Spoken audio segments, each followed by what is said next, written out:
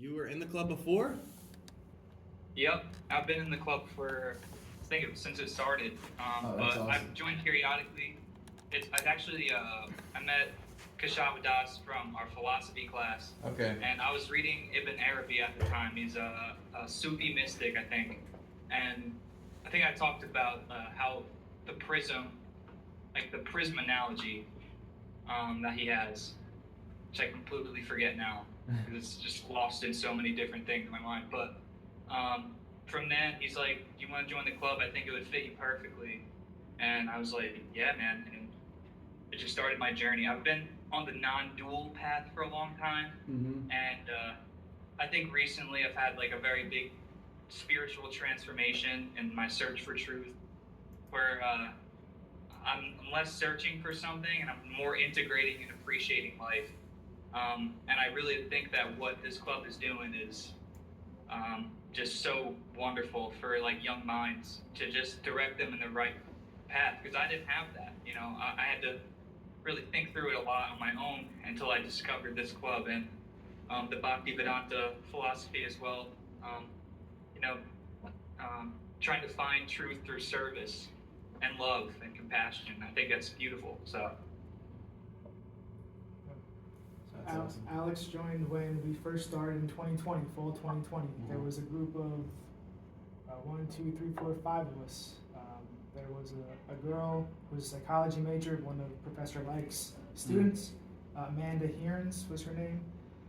There was a marine biologist named Taylor, and then a biologist named Lydia McBride. And so we would just meet on Zoom because that was during COVID. All the classes were Okay. online. So. Yeah, Alex, I'm happy you could come, man. So yeah, let's just get started. We are studying this book by Dr. Madhava Puri, who is the serving director of the Bhaktivedanta Institute, which is basically a very nice introduction to the complementarity of science, philosophy, and religion. Last meeting we went over chapter 1, and this meeting we're going to go over the first half of chapter 2. This chapter, as you can see, is having the same name as the book. It really deals with the essence of what the book is trying to present. So it's pretty dense as far as the concepts it's presenting. So we're just going to cover the first half this meeting, and then the second half next meeting. And the following meeting will be about the applicability of mathematics to nature. And one of the professors here at Stockton is actually going to join us for the first 20 minutes or so and give a little introduction to that concept, because she has discussed it in her own classes, basically how mathematics is based on axioms, where axioms are not something that is empirically proven, but it's essentially a belief. And those axioms are at the foundation of mathematics. So whatever mathematics is saying about nature, the models it's providing aren't necessarily, they aren't what nature is in itself, they're just what humanity can say about nature. So that's a theme that will be introduced in this chapter, and then we'll be able to discuss it more in detail when that professor comes. So first, we just have a couple of review slides from the last couple of meetings.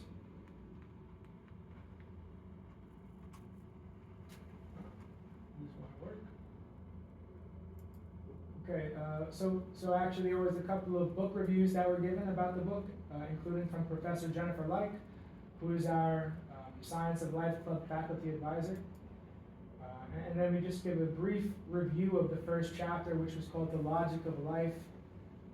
This chapter emphasizes the teleological view of nature and life through philosophies of Aristotle, Immanuel Kant, and G.W.F. Hegel. The summary of the topics discussed were an Aristotelian perspective of ontology and causality and their relevance to contemporary studies in embryonic development, an emphasis on the inner and outer teleological view of nature, a Hegelian perspective on the ontological distinctions between mechanical, chemical, and biological objects. And I know, Alex, that was during our, social and political philosophy that we had together. And Oh yeah. during that That class, was amazing. But yeah, it like threw me in there with Hegel. I was like, oh my god, who is this guy? I gotta look him up. And then after I saw Hegel, I saw Kant. So to have them together to make this whole view come to true, like I love it. It's awesome. yeah, they have a lot of important ideas that are super relevant to biology, actually. That's why we're trying to talk about their philosophies Right. in complementary with science. Right. So then, going back to the review, the Kantian perspective of the organism was discussed last chapter, Hegel's conceptual comprehension of life as a dialectic process, and the threefold aspects of the concept of life: universal, which is reproduction; particular, which was metabolism; and singular, which referred to digestion and assimilation. And we went into detail on these topics during the last presentation, so we try to do a decent job of explaining why they're relevant. And so basically this last piece of the review from last chapter ties all those things, the main concepts together at least. Why do we need to study an organism, a living organism, from these three perspectives of mechanical, chemical, and biological? Why are they different? Why are we claiming that these are different aspects that can't be confused or conflated with each other? Well, we get the answer when we look at a book, even. We don't have to look at a complex organism. The principles hold when we just look at a book. Right? A book is a metaphor for the completeness of the mechanical, chemical, and biological aspects of a living entity. You take the mechanical aspect of a book, it's just an externally unified aggregate of paper, ink, glue, where there's no inner relation among the parts. Someone had to put them together. It's not like those parts of paper and glue and ink attracted each other by some inner force.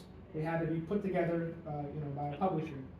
But if we just consider a book as ink, paper, and glue, how genuine of a concept of a book is that? It doesn't give you anything, really. It's true, it's ink, paper, and glue, but there's a lot more going on with a book than just that.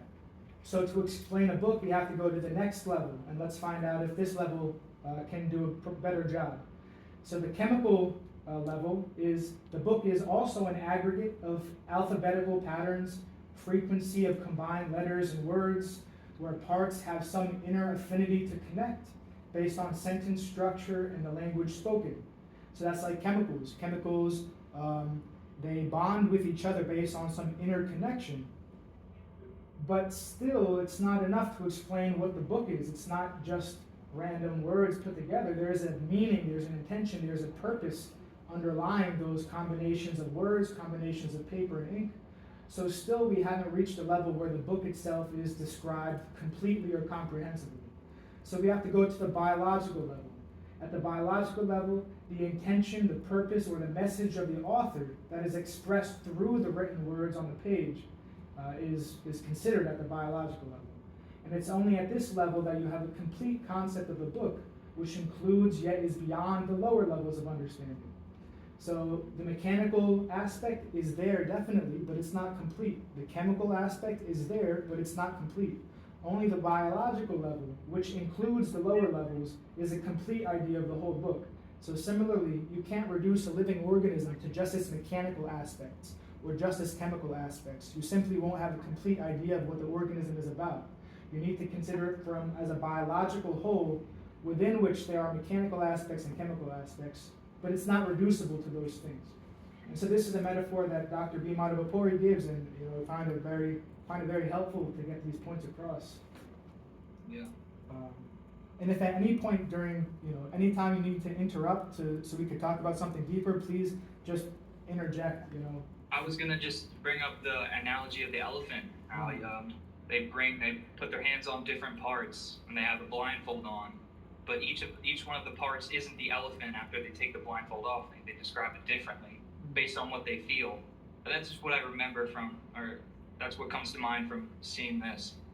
Is that when you put it all together, it's one giant part, but it's made up of different parts individually, I guess. That makes sense. Yeah, Alex, I mean, you're spot on. That's going to be a big part of this next chapter that we're discussing, and it's the picture on the front of the book. When those blind men feel the elephant, how the story goes is they don't know what an elephant is beforehand, and they don't know what they're touching is an elephant. So the 5 different blind men are touching 5 different parts of the elephant. One is touching the tail, he thinks it's a rope. One is touching the ears, he thinks they're fans. One is touching the trunk, he thinks it's a cobra. One is touching the body, he thinks it's a wall. And another is touching the legs, and he thinks they're tree trunks. So when the 5 men come together and put together their ideas of what they had, what they just touched, that's what this image is, right? That's what they think an elephant's about. They have no idea what a holistic, a real elephant is. They think it's a conglomerate of their isolated sense experience. And you end up getting like this fantasy picture, which is nothing close to what a real elephant is about. In the same way, you have the physicists, and not just physicists, right? Because there's so many specializations of physicists which don't even agree with each other.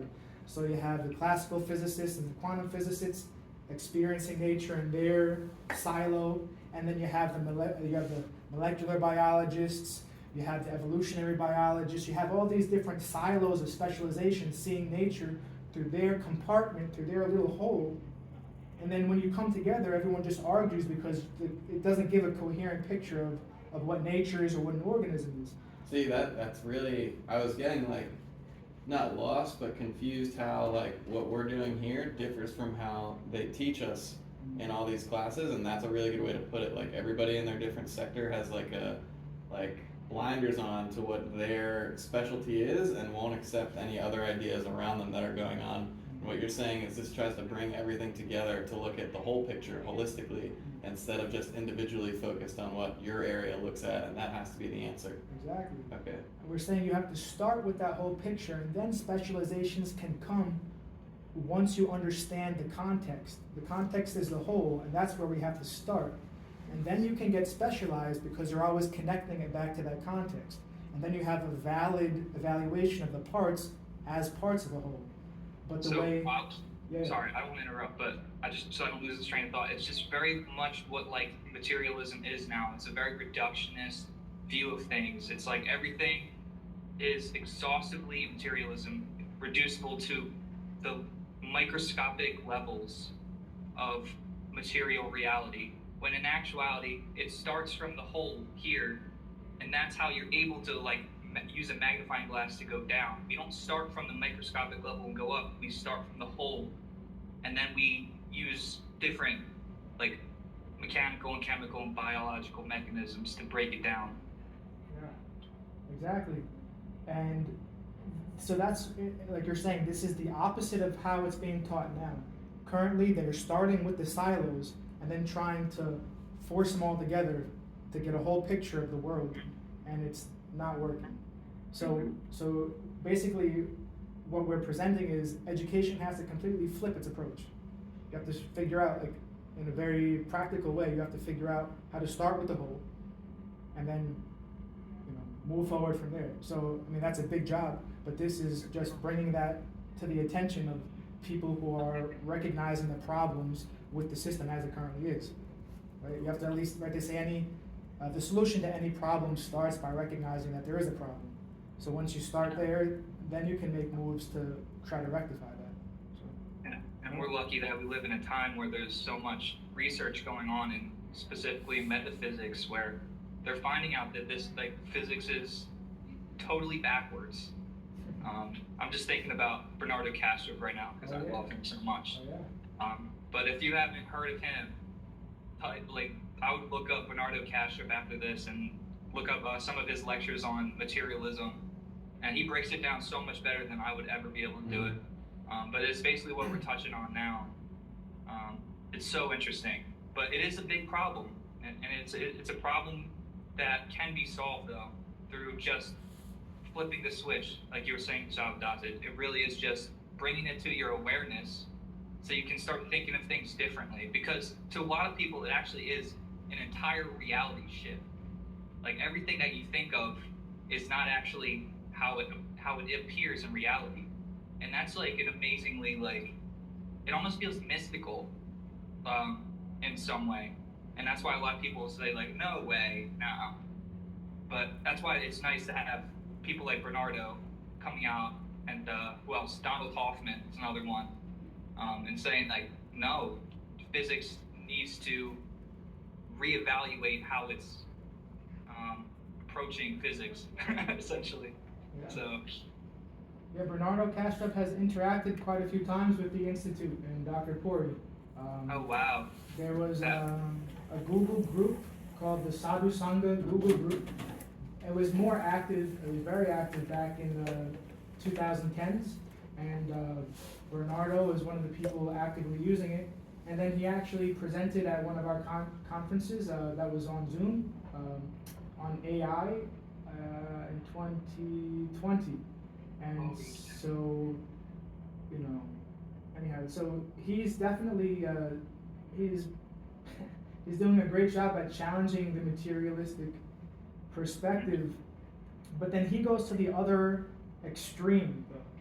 So where materialism is saying everything is objects, whatever is subjective is reducible to objects, he's saying, no, everything is subjective, whatever is objective is really just subject. So this is equally incomplete, actually. So instead of being able to comprehend what is the relationship between the two, he's just kind of going on the other end of the spectrum, which is great to at least, I mean, right. For so many reasons, it's a great thing. But it's still not exactly the solution, we feel. And so we're trying to work towards a more middle ground, which is more reasonable. Objects are real. The subject is real. And they both impact each other. They both influence each other. The objects of our consciousness are affected by our consciousness, as you can see in biomimicry, the field of biomimicry, where you can take a bird and it becomes a model for a super speed bullet train. So based on your needs, the object of consciousness is different, but at the same time, our conception, our consciousness of that object is also being determined by things that are intrinsic to that object. When I'm looking at the bird, I'm not going to get an example of, like Play-Doh. Like that seems, there's no, how does that bird and Play-Doh relate? They don't. But the bullet train is, inspired by the beak, the physics of the beak of the bird, so it's some way related. So both, the consciousness is determining its object, but at the same time, the object of consciousness is determining consciousness. And so that's a very nuanced topic. And it is actually kind of what the second part of this chapter gets into.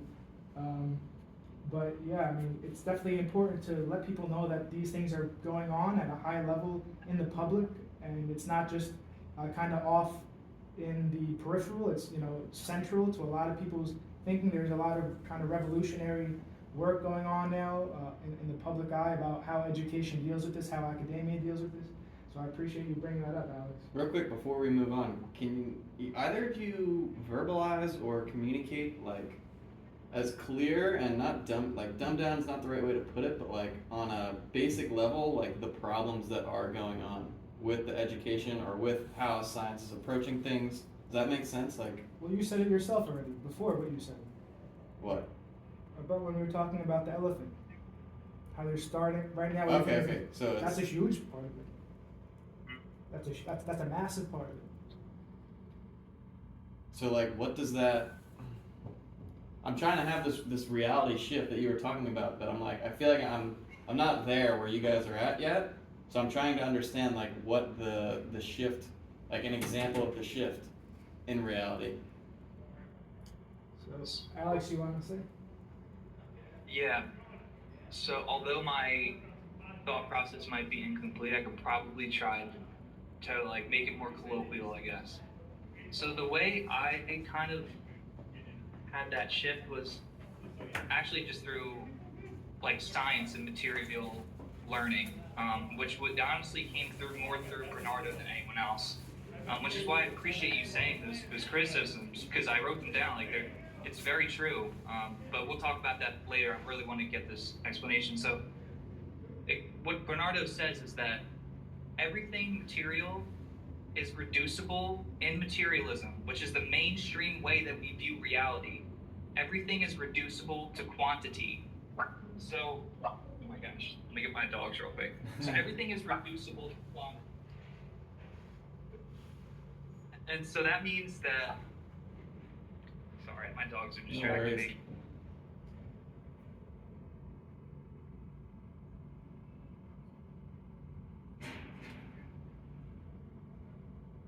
everything is reducible to quantities, which essentially means that, oh my gosh, this is crazy. I haven't done this so much in so long, but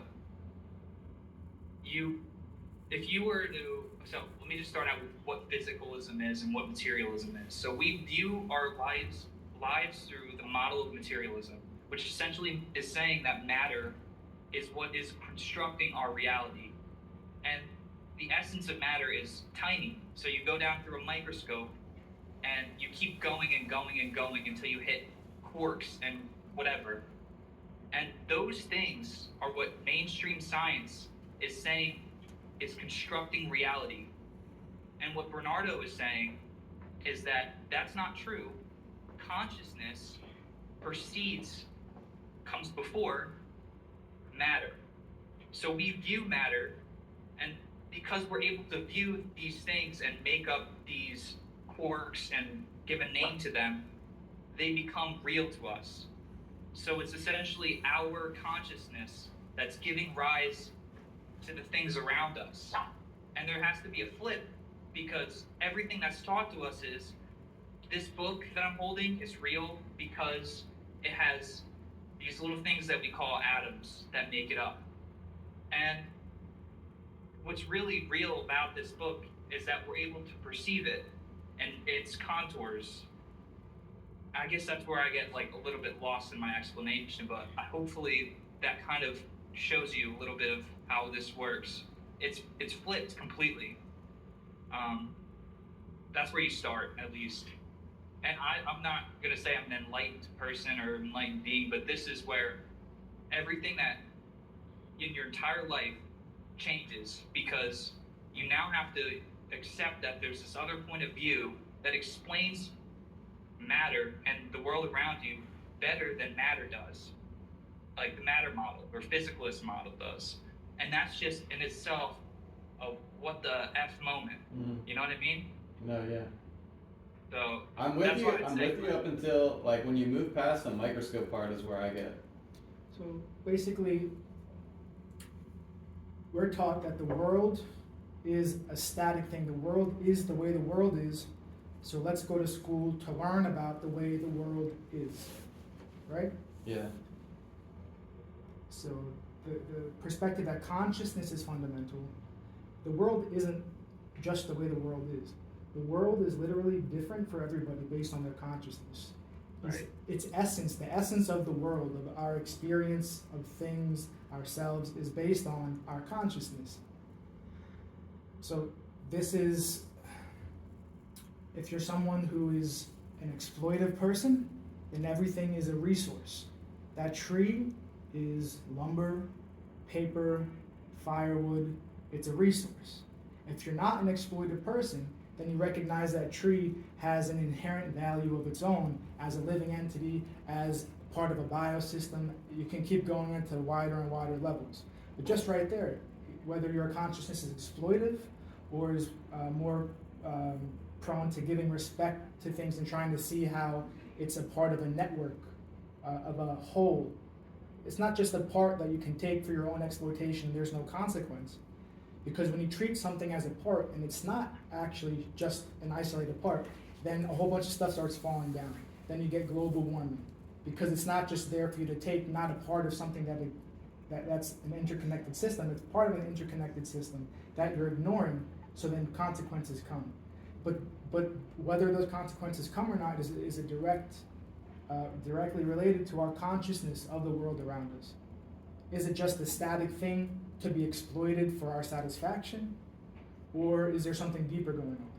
So in this way, the consciousness directly affects our experience of the world, this being of the world itself.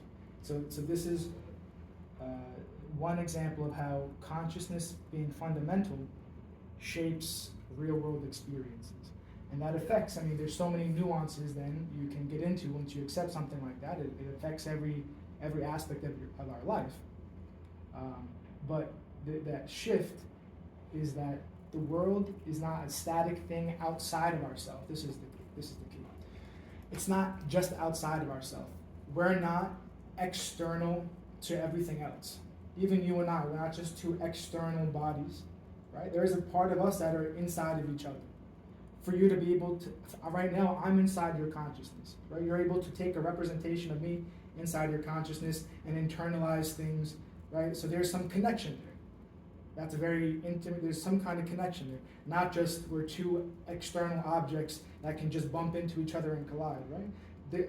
Something that's other than you can enter into yourself, and you can allow that to shape your mindset and then start making decisions based on that. So that's a very intimate connection between things. The food, that banana, right? That's not just an external object. You're going to eat that, you're going to assimilate the banana, and it's literally going to become a part of your body, right? So the objects, everything is not just external to one another. They're intimately related, they're interdependent. And this kind of idea is not what we're taught, how we're taught to see the world, although once we start to think about it just a little bit, I mean, it's like as clear as day. But so then what does that mean? Like once we embrace that, and once we start to think in those terms and develop thought in that direction, how does that affect our lives? How does that affect our societies, the world that we live in, etc.? You know, it has a lot of repercussions. No, I appreciate that. You guys are way above, but I'm trying to just understand as much as possible. And listen, man, like I've been in the same position you're in. I'm telling you, I'm not much further down the line than you are. But I will say, if you're actually trying to understand this, then you're in the right place, because you're not going to learn it all at once.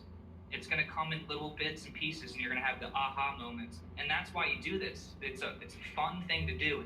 It's like very personal experience where you can learn about something that's more true and fundamental to who you are than anything else. And that should be enlightening and fun and lighthearted. And that's what we're here to do, is to take a more analytical and scientific approach to it. But nonetheless, we're trying to figure out what all this is. And thank God we have all of these amazing people that have come before us that can show us more of these things. And as we talk, I always have things to write down.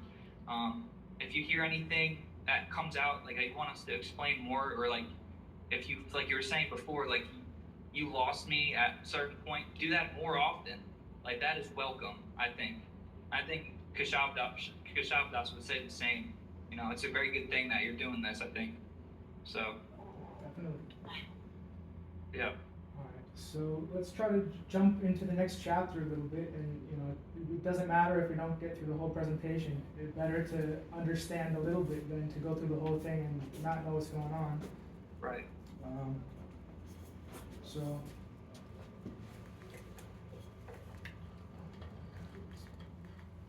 So while chapter 1 addressed the complementarity of science and philosophy, chapter 2 establishes the relevance of religion to science and philosophy. Chapter 2, again, is called Idols of the Mind versus True Reality. Through historical and conceptual perspectives, this chapter emphasizes the significance of not mistaking models of reality for reality itself, the fallacy of isolating a part from its whole, and the theistic development of universal reason as the goal of modern science. So some of the figures that are talked about in this chapter are Francis Bacon, René Descartes, Isaac Newton, and G.W. Hegel. So the first section of the presentation is called The Theistic Inspiration Underpinning Modern Science.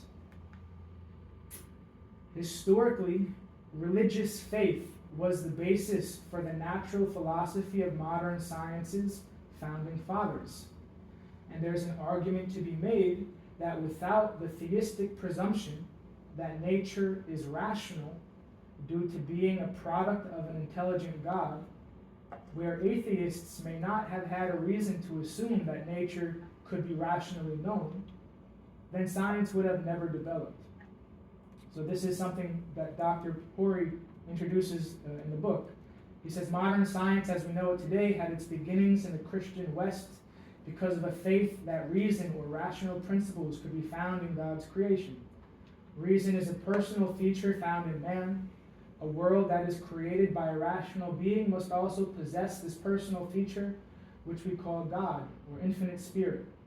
It is possible that an atheistic culture would have never conceived reason in the world and therefore failed to develop modern science.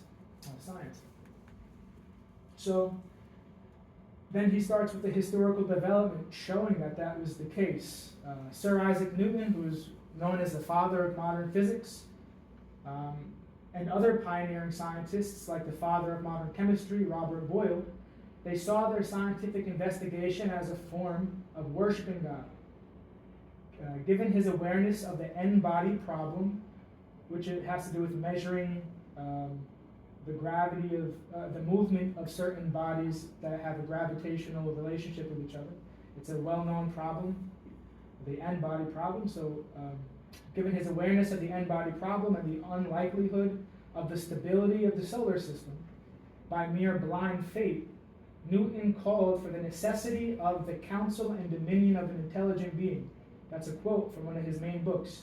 The counsel and dominion of an intelligent being, which he called, again a quote from his book, Lord God Pantokrator, or universal ruler. So basically what these pictures are showing is that the statistical probability that the solar system doesn't have more collisions than it actually has is very low, unless there is a conscious organizing principle.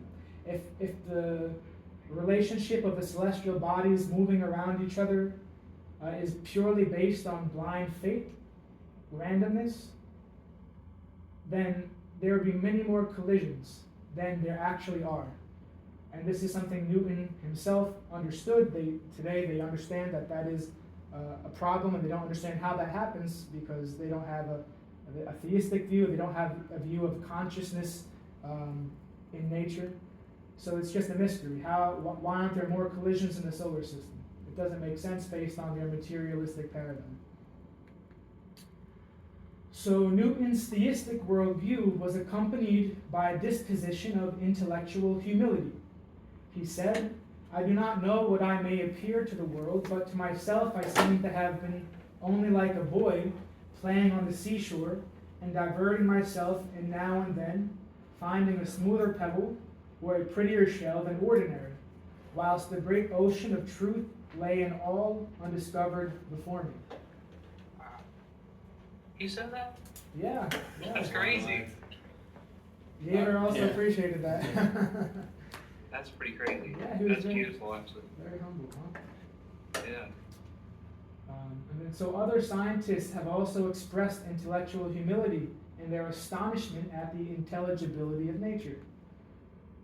Fred Hoyle, who is an English astronomer, he's actually the scientist who dubbed the term Big Bang, but he rejected the idea of the Big Bang, interestingly. He said, there is a coherent plan to the universe, though I don't know what it's a plan for. Then J.B.S. Haldane, who is an English evolutionist, he said, now my own suspicion is that the universe is not only queerer than we suppose, but queerer than we can suppose. And then finally Einstein, who most of us know, said, the human mind is not capable of grasping the universe. We are like a little child entering a huge library. The walls are covered to the ceilings with books in many different tongues. The child knows that someone must have written these books. It does not know who or how. It does not understand the language in which they are written, but the child notes a definite plan in the arrangement of the books, a mysterious order which it does not comprehend, but dimly suspects. So this is these quotes which Dr. Puri included in the book in chapter 2 here are demonstrating two things. One is the humility of sincere seekers who are practicing science, that there is so the intelligibility of nature. This phrase is important because there's research done on it, academic work done on it, how it's an axiom, like we talked about before. The intelligibility of nature is not something that scientists can prove. Scientists cannot empirically demonstrate that our observations of nature are actually relevant to what is really going on. That's not something you can prove, that's just an assumption you can make. Yeah. And that's at the foundation of the whole scientific enterprise. You get that point? Right? So the intelligibility of nature, the reason that the founders of science could think like that, so this is coming, right, is because that they were theists. Are we getting into that now? Okay, we're gonna get into that. Can I just say just one thing real quick? Yeah. Might help. So I actually love Albert Einstein a lot. I actually think he was more of a mystic than a religious man. He was an amazing person. I have this quote on my phone from him. Okay. Because I read this book about him in this context. Is he says, "We have been endowed with just enough intelligence to be able to see clearly just how utterly inadequate that intelligence is when confronted with what exists." It absolutely profound. Yeah. Like, this is a scientific man saying that, and I think like his intelligence is just so undermined. I mean, not really, but in this way, it was his spirituality was undermined. In my neuroscience class, there we look at like pictures of the brain, and there's things in the brain called a fissure, or like a sulcus, which is like a crack in the brain. It looks like where it like folds in, and like it's a normal brain, and then it's his brain, and the crack holds information, and his main fissure that runs like down from the back along the side to like something like the main fissure is so deep and profound compared to the normal brain. It's wild. Like you look at the two, and it's like not even the same thing whatsoever. Interesting. But continue. Yeah, you're incredibly humble. That's, I think, from my perspective, that's the main point. How humble these people are. Yes. Right? It's incredible. We need more of It that. really is. So Alex, you're like this, and here's another Einstein quote for you.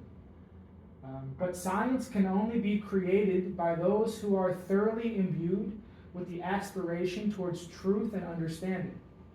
This source of feeling, however, springs from the sphere of religion.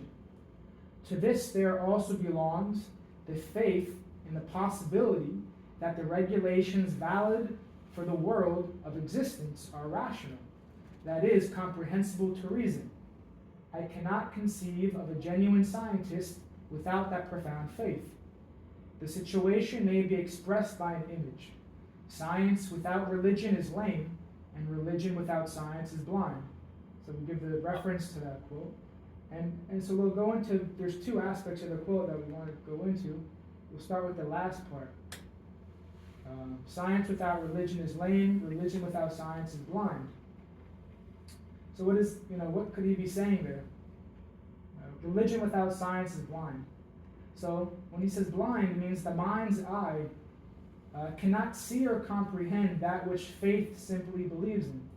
So the religion is essentially the relationship between the individual souls and God. But what does God actually mean? I mean, that's a very profound concept. Is there, do religionists ever really have a deeply systematic account of what they mean by the word God? The answer is, depending on how deep we're willing to go, yes. But it's just not talked about so much. So religion without science is blind. It means that religion without a systematic account of divinity is blind faith. But there's also a different kind of faith, a rational faith, faith that sees. So, we can get more into that later. And then what does he mean by science without religion is lame?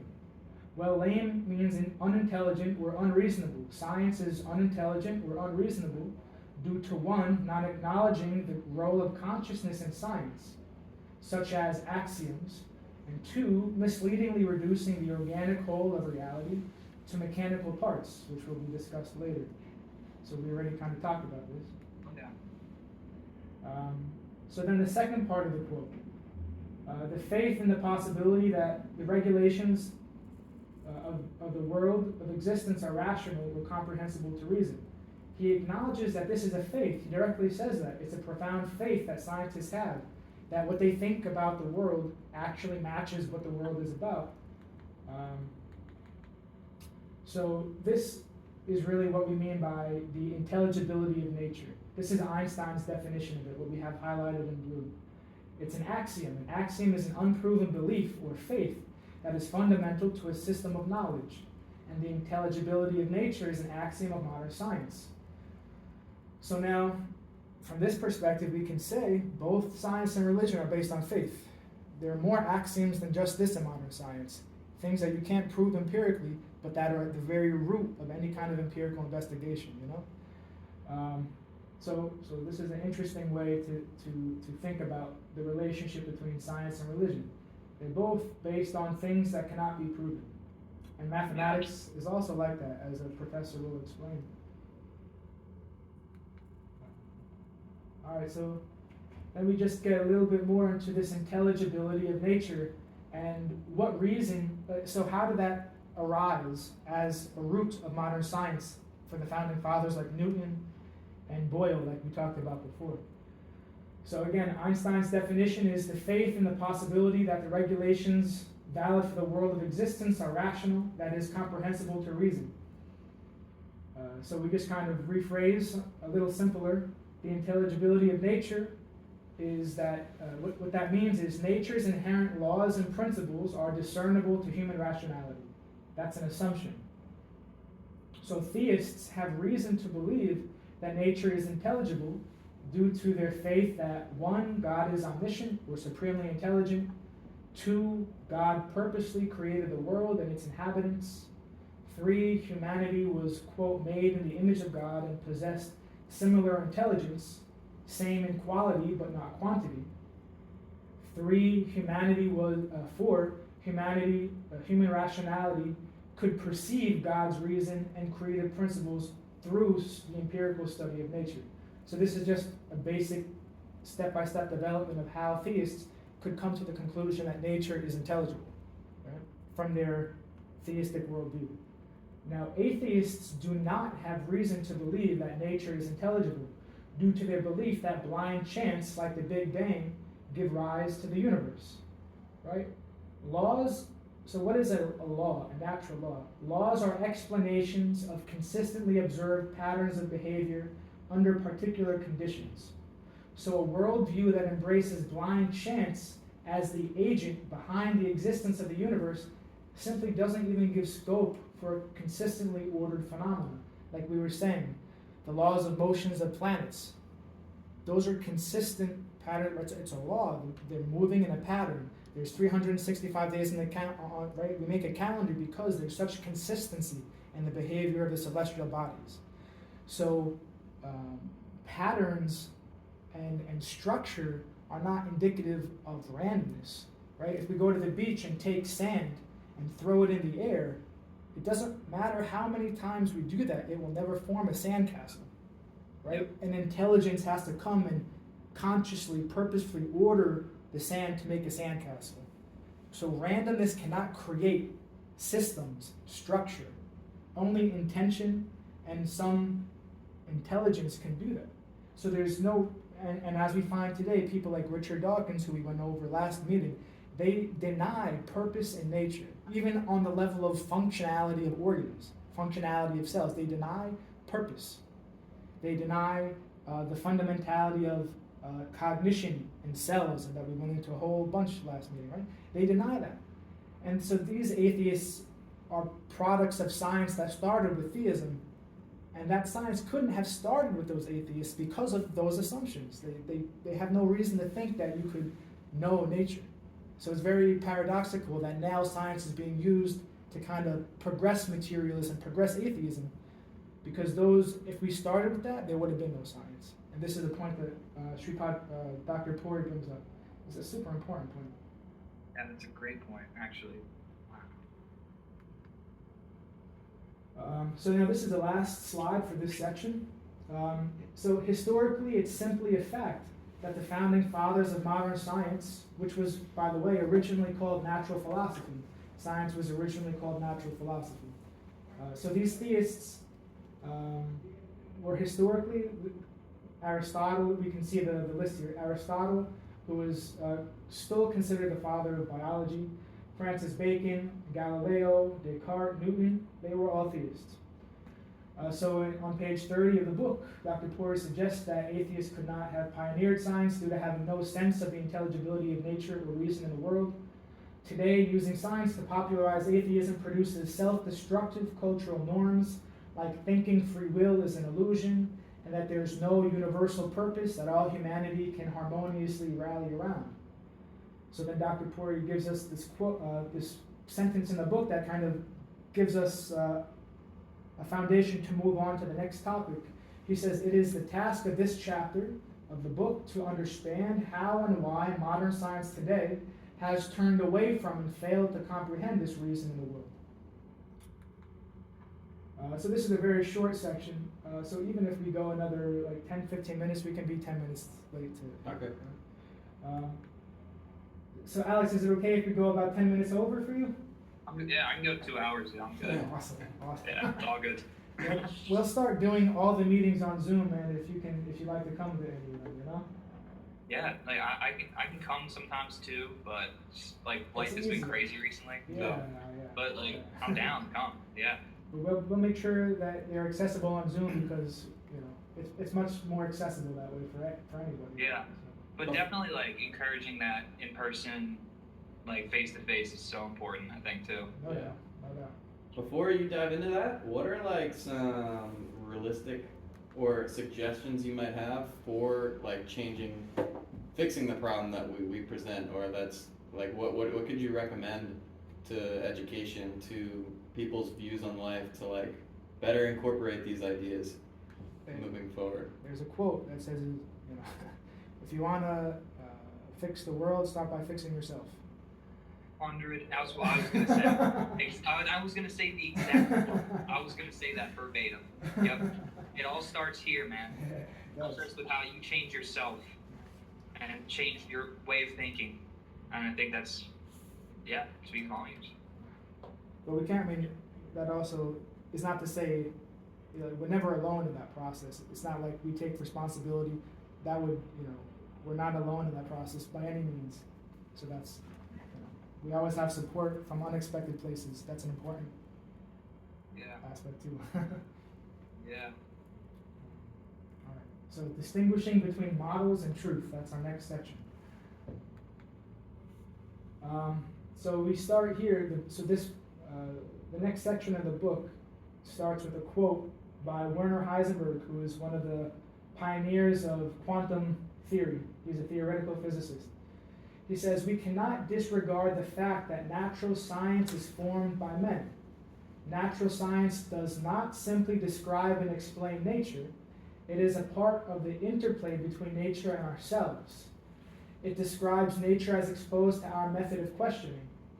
This was a possibility which Descartes could not have thought, but it makes the sharp separation between the world and the I, impossible. If one follows the great difficulty which even eminent scientists like Einstein had in understanding and accepting the Copenhagen interpretation of quantum theory, one can trace the roots of this difficulty to the Cartesian partition. This partition has penetrated deeply into the human mind during the 3 centuries following Descartes, and it will take a long time for it to be replaced by a really different attitude toward the problem of reality." So the main point, there's 2 important points here, but the main point is that science is not, so the body of knowledge that is modern science is not what nature is in itself. It's only an account of what nature appears to be to our consciousness. So in philosophy, this is a very important distinguishing feature. Phenomena and noumena. This is something both Immanuel Kant and Hegel both emphasized. Hegel develops what Kant said about it. Phenomena is what is appearing to our senses, everything. But it's a recognition that there is something there which is appearing to my senses. And so that the part of that which is appearing to my senses, which my consciousness might not grasp, that aspect is called the noumenal aspect. For this, as far as we're concerned here, Werner Heisenberg is just acknowledging that. He's saying science, the body of knowledge of science, is not describing the world as the world is in itself. It's describing how the world appears to our consciousness. So this is okay. So this is important. So again, so this topic is called distinguishing between models and truth, right? So because science is just what we can perceive of nature, not what nature is in itself or the truth of nature, everything that science offers is a model. It's a model of what we think it is, but we don't actually know what it is. Everything, even the human body, anything, it's all a model, right? And of course, we hope our models are as close to the truth as possible when it comes to practical applications like medicine. But the fact that they're not, right, we have side effects of drugs because our model of how the human body works with the substance isn't exactly how it really is. So you have X, Y, Z side effects because we don't actually know everything that's going on, right? That's a straightforward example of why that's the case. So solar eclipses, for instance, they are a phenomenon that has been going on and forever, as long as the solar system has existed, and humans, as long as humans have been on planet Earth, humans have been observing solar eclipses. But the models that humans use to describe what a solar eclipse is have been very different, right? So in the book, Dr. Puri points us to the moon dog Tiangong eating the sun god. In the East, the ancient Chinese believed that the moon dog Tiangong was eating the sun god, and they would beat a gong to scare him away. Now, every time they beat the gong, the eclipse would end, so that correlation caused them to believe that it was the gong that was causing the eclipse to end. There was a correlation between their model and what was really going on, so they assumed that the correlation meant it was really the cause.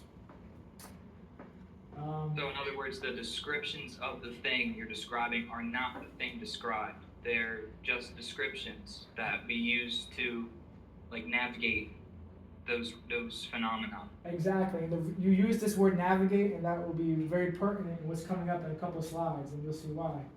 But exactly, Alex, yeah. All right, so this is one model of an eclipse, right? Now in the West, eclipses were described by the geocentric epicycles of Ptolemy. Astronomers were able to accurately predict eclipses and the positions of other planets using this model.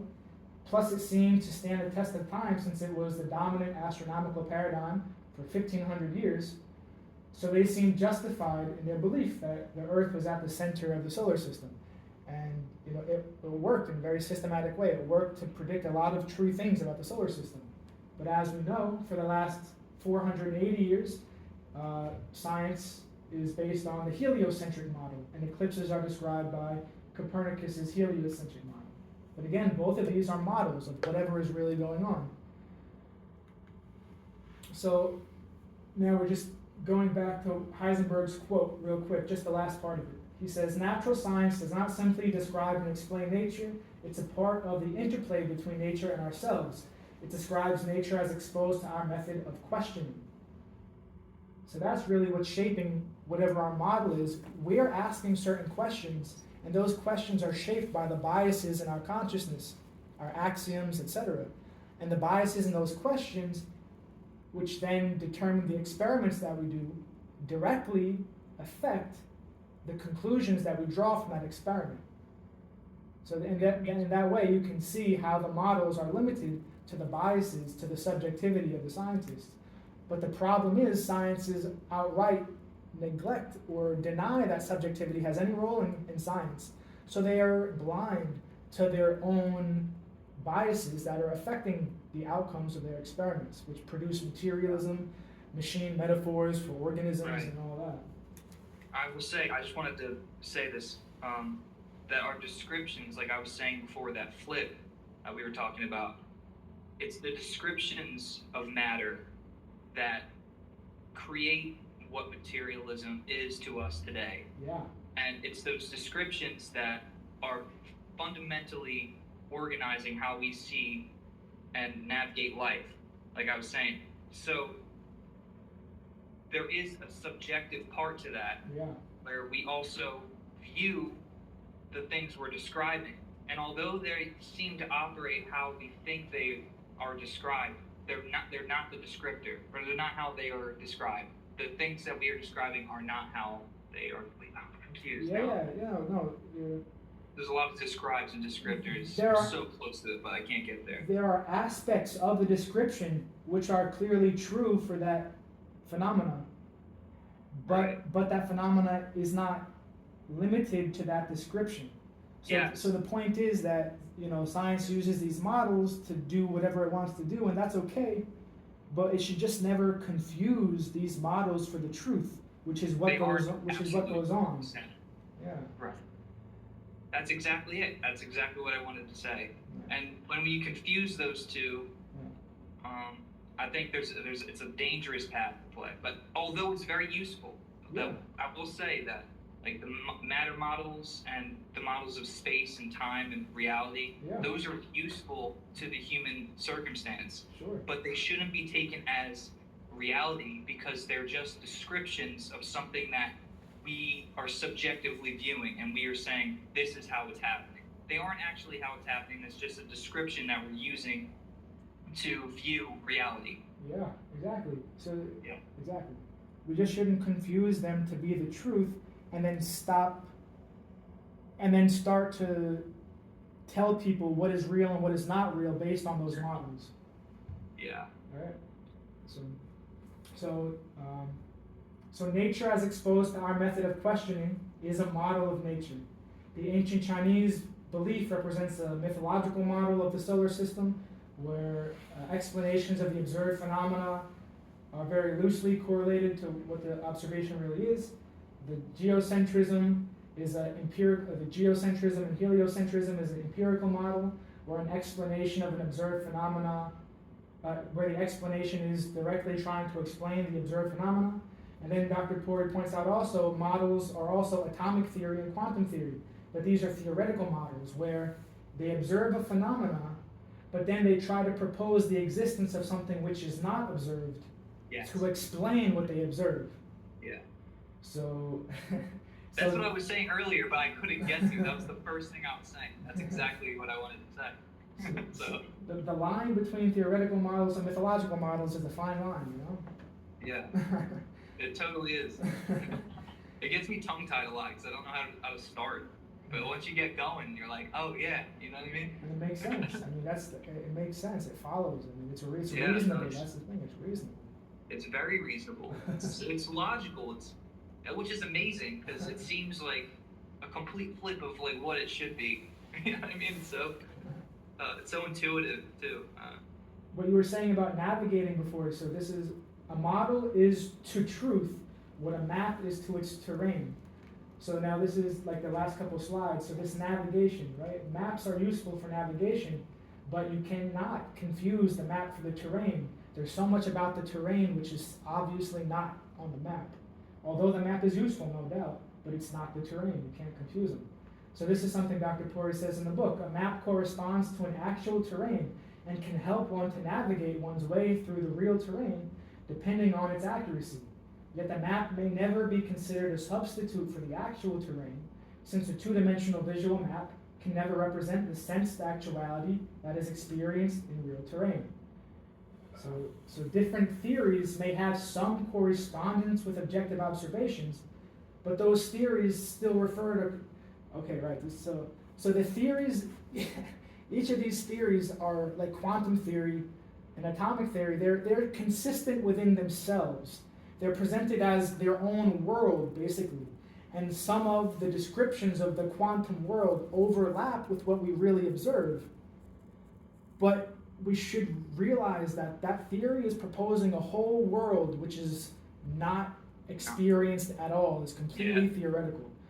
So he says different theories have some correspondence with objective observation, but they're referring to different imagined realities. So this is something we cannot forget or overlook. And then he says the real problem arises when these different idols of the mind are presumed to be outwardly objective and venerated as the true reality. So this is basically We don't have to really go over this slide. Basically, Francis Bacon also recognized that idols of the mind exist. He was one of the founding fathers of science. And so I'll just leave this up there. We can look at it. But we have to end this actually. We have to meet with our advisor, Alex, to discuss possibly doing an interdisciplinary symposium here at the university and trying to get the administrative backing. We're going to go meet with them now, actually. Wow. That would be awesome. Let me in. I'll be there, man. Yeah, Awesome. we would No love to have questions. you there. That'd be a great. No doubt. I'm Yeah, all for it, but I don't have not that I don't have much to add. I'm just not at that level, like I mentioned before. And I'm trying to get You're there gonna get there. as Don't best worry as about possible. But it's nice for I feel like you to have somebody else that can You are a student who's pursuing medicine, who's actually interested in this topic. I know, but That's like, dude. Yeah.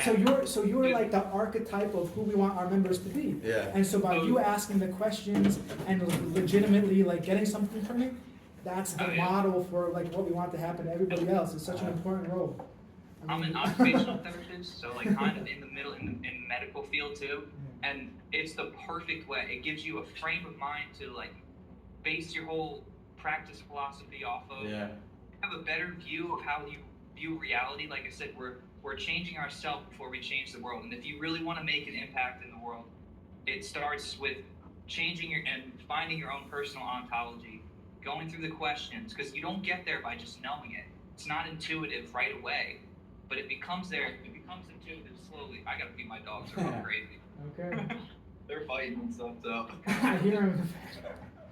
Alex, it's been really great seeing you again, and I hope to connect soon. Oh, absolutely, brother. Thank you for having me. It's nice meeting you. If you Yeah. want my phone number or anything, I can put me in an email chain. I can link it to someone. I don't care. But I'm always available for questions or whatever. Cool. Just keep showing up. That's all I would ask. But All right, sounds good. yeah. All right, take it easy, guys. Have a good one. You too. too. That went well, I think. Yeah. Right, Alex is a very, Yeah. very engaged, very thoughtful person.